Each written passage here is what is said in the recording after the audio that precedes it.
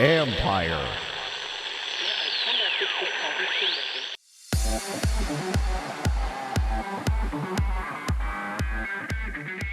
The scoreboard reads, time to get into the sports betting game.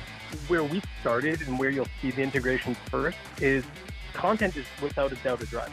There's no argument of that. But where people live in our app on a football Sunday is in the box score. That's Aubrey Levy, Vice President of Content and Marketing at theScore, where they are going all in on gambling. This is the Future Sport Podcast. I'm Bram Weinstein.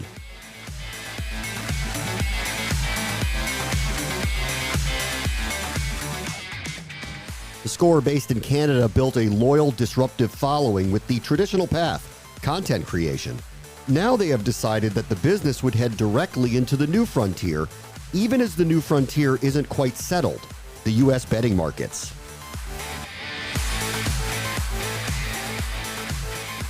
Our guest this week is Aubrey Levy, who is the Vice President of Content and Marketing at theScore. Hey, Aubrey, how are you? Hey, Bram, I'm good. Good to chat with you. I want to talk about gambling and sports and esports and all the things that you guys are doing, but I have to start every conversation with 2020. What's it been like for you? It's been a pretty unprecedented year. I was talking to a colleague yesterday about literally how in our lifetimes, I don't think we've ever seen a sports calendar that looks like this. Nor, I mean, hopefully, will we ever see a sports calendar that looks like this again? But like just the total flood of content's been wild. Anyway, long story short, 2020's been definitely a interesting year. Certainly challenging in a lot of respects, but professionally, fairly happy with how our guys have handled it, maneuvered, adapted, and been able to pivot our content offering in a few months spell when there was absolutely nothing on, and then prepared ourselves to be ready when literally the cascading waterfall of sports content started pouring over people. Take me back to the spring, though, and I may be off on the timeline, but theScore obviously has turned into an actual operating sports book, and then all of a sudden sports isn't happening anymore. Yeah. Could you kind of take me back to what was going on in the spring in your world? Yeah, so it was obviously a curveball. Well, we had launched our sports book last September in New Jersey. We were preparing to launch this summer, fall, leading into football season, into our second and third states, Indiana and Colorado. So in one sense, operationally, a lot of work we were midstream on wasn't impacted because we had to do a lot of under the covers work to get ourselves ready for our multi-state rollout. On the front end, you go from having basketball, hockey, literally on the precipice of college basketball with March Madness. It was going to be our first tournament. We were fired up for that because it's a huge gambling event, obviously. And then everything grinds to a halt. So we made the conscious decision to not overly aggressively or actively try to force people to engage with the secondary and tertiary markets that did exist, like Russian table tennis and Ukrainian soccer. Yeah. We spun them up so that they were available, right? Anything that the New Jersey DG approved as a betting market and we could support, we spun up to give it as an option. But we chose to basically make it available, let our users know about it, but not overly kind of lean into marketing around it, and instead prepare for what we were hoping and ultimately became an inevitable return to sports. And back in March, April, obviously, a ton of uncertainty around timing, what would come back, how it would come back. But as we got into April, May, and the NBA's plans started to come out a little bit, the NHL's plans started to come out a little bit, we started getting further down that path to understanding how sports would return. And once we kind of knew that, that gave us increasing confidence in how we could build a marketing plan and a content offering and a betting offering to provide our users. So it was a couple months of, okay, what do we do? There's no markets up. Yeah. But we felt the better experience was to not try to force our users to engage with markets if they weren't interested, and try to keep them engaged on the media side. Like our business, first and foremost, is a media business. Betting, and I know you spoke to John a couple months ago, I think probably right at the beginning of the pandemic, Yeah. right? And yep. the full stop reason we're in this business as a sportsbook operator is because we have our sports app. That's our primary purpose for being in the betting business. So it was as much, if not more important for me to make sure I kept engagement there than on the sportsbook. Because we knew if we could keep media engagement strong, when betting markets came back, we'd be able to done to date and continue to do, which is drive our media users to betting, those who are interested. So we spun up a ton of different content, long form thought pieces, interactive quizzes and polls and contests to try to keep our users engaged in a market when there was no real major live sports. And it worked out pretty well. I mean, successfully, we were able to retain, I think, around 75% of our user base throughout that window, which was a great outcome from my perspective, right? In the period where you don't have any of the big four on, 75% of your users are still re-engaging, albeit at lower engagement levels. But to keep them that engaged, and that was a true testament of the loyalty and the fandom that we had with our users. So that also built confidence and excitement that when sports came back, we would see a huge surge back, which we ultimately did. So let me go back to what you just brought up, which is actually unusual in this space, where we see a lot of groups that have come up that are information providers. VSiN is one that comes to mind that have come up that they're not actually taking any bets, but they're providing information. And then there's plenty, obvious, to Wild West with all of the different betting providers that have come out that are trying to land grab, specifically in the United States because of all the proliferation of legalization. You're still trying to do both. That's very interesting that you guys have decided that we're going to put resources into both of those items. How did you kind of come to the conclusion that the content part needed to stay robust and resourced as you move towards becoming an actual sports book? Because I think if you don't, you ultimately undercut the reason you're in the business to begin with. If you look, right, every sports book that's trying to make a serious dent in the U.S. has gone and done very large, very called splashy media deals, right, with broadcasters and some digital providers. It's a pretty, look, in a lot of ways, they're chasing an audience, and I wouldn't ever presume that we have the entire kind of media sports consumption addressable audience. Obviously, people consume sports in a whole bunch of ways, but insofar that they do it on mobile and they do it around scores and news, we have a pretty large footprint. And so if we don't continuously ensure that that audience is satiated and excited by our offering, then there's almost no point in giving them the bet, because if we atrophy on media, then we lose our whole differentiator on betting, right? Then we just become another sports book. So making sure that we maintain that product experience as a media operator for our users, that's our business, right? We are a media company that offers sports betting. Now, there's a ton we have to do logistically, operationally, regulatorily to offer that bet. But for the user, it should be a media-first experience. So we have to figure out how we build both. And that's our opportunity. I mean, what you're seeing now is a lot of the other guys are trying to have to not natively build those bridges between themselves and external third-party properties. That's true. Both ways, from media to betting and from betting to media.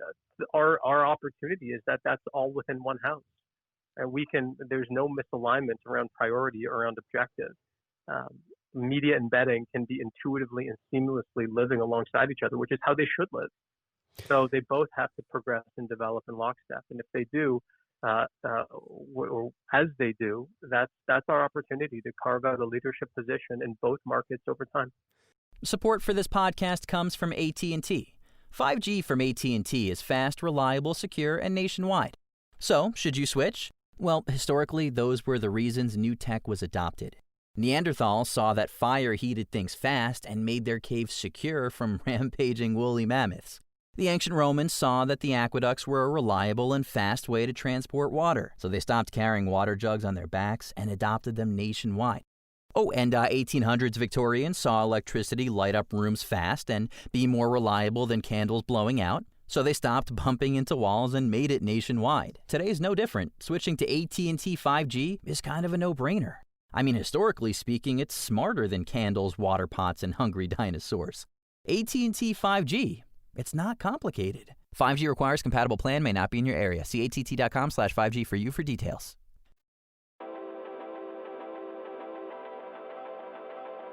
This is really interesting because I really want to hear your point of view of this, because all of the major broadcasters, the big question is, how is their content going to be tailored to incorporate gambling information?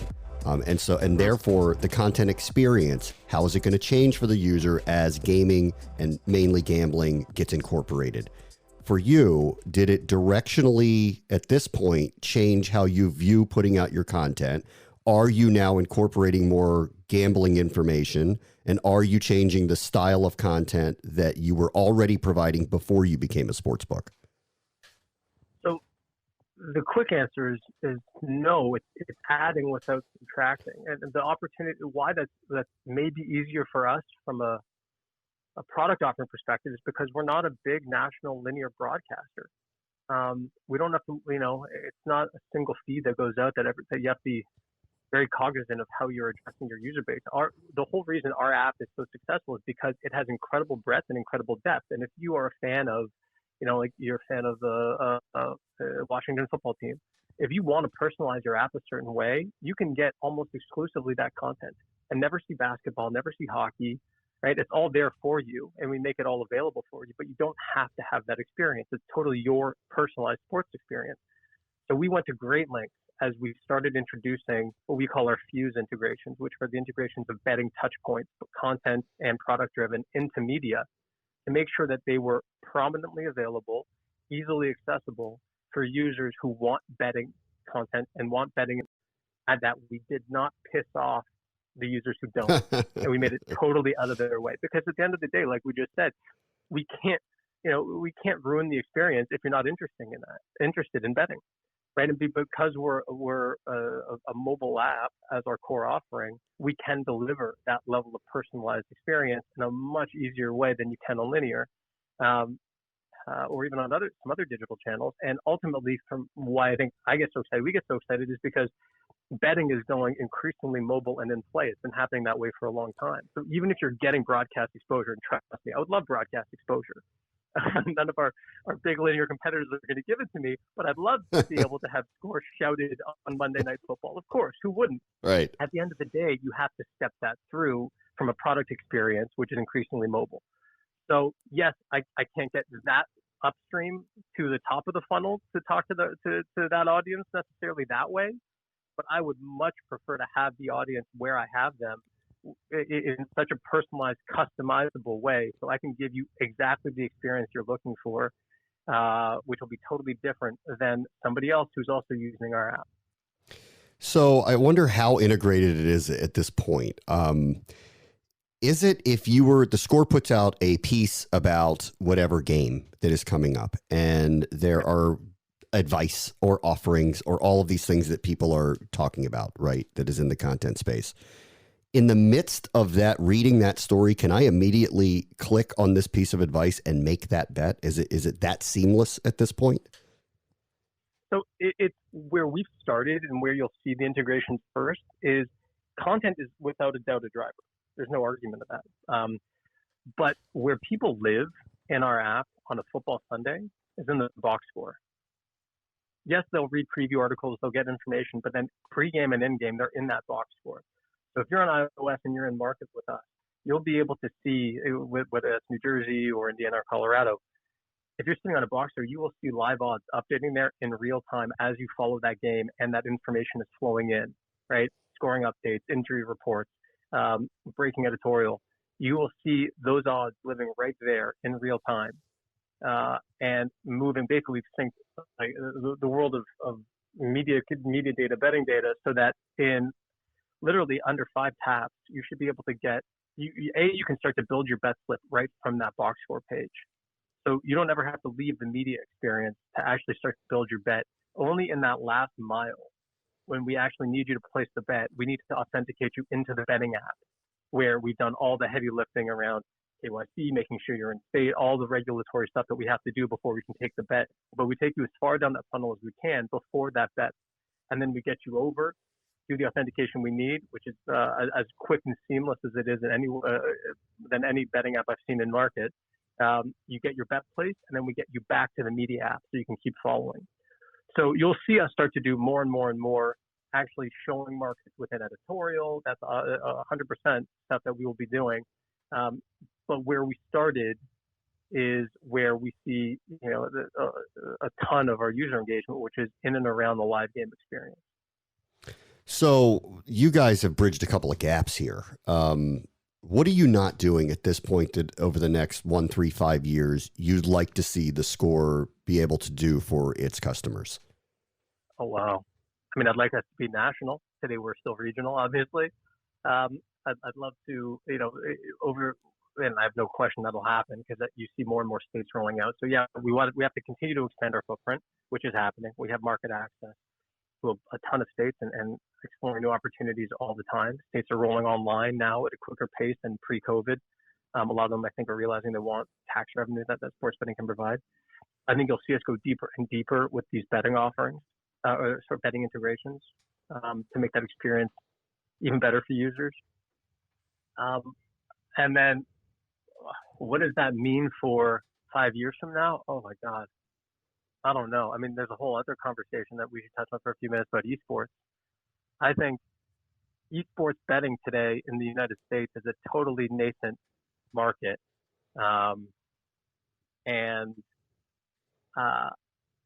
Give it a few years time, I think just given the consumption of esports content, you're going to see esports betting become a real material business in the US. And when that happens, our strategy is the same, though our offering is a bit different on esports. It's a content-driven offering, largely around video. Even confidently, we're already confidently the largest esports media player in North America. The focus there is continue to build upon that, and then when esports betting becomes a material opportunity, do the same thing on esports and drive our users from our media footprint to our betting footprint.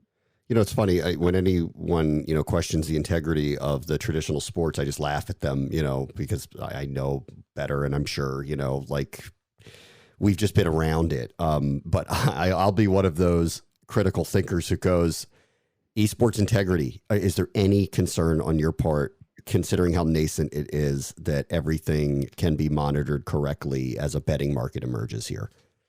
Yeah, I mean, today, potentially, in the fullness of time, no. No, I mean, you've seen a lot of cleaning up already happening. There's been this whole underbelly of skins betting in the esports world, which is basically virtual goods that are essentially traded like betting markets or used as currency for betting. The publishers have cleaned themselves up a lot on that. And I think put it this way, before they're already getting regulated in certain states across the U.S. Those states do pretty good diligence on how these games are tracked, how they're settled, any potential vulnerabilities. So if these markets are getting through those states' regulatory bodies, it gets me fairly confident that it's getting pretty buttoned up. So I think the bigger issue, honestly, is adoption and understanding of what the games are. Yeah. And how to bet on them. Aubrey Levy is theScore's Vice President of Content and Marketing. I want to pick this up in a couple of years and see where you guys are, Aubrey. Thank you so much for joining us. My pleasure, Bram. Thanks for the chat. This was great. On the next Future Sport podcast, in Green Bay, they aren't touching betting, but they are investing in just about everything else.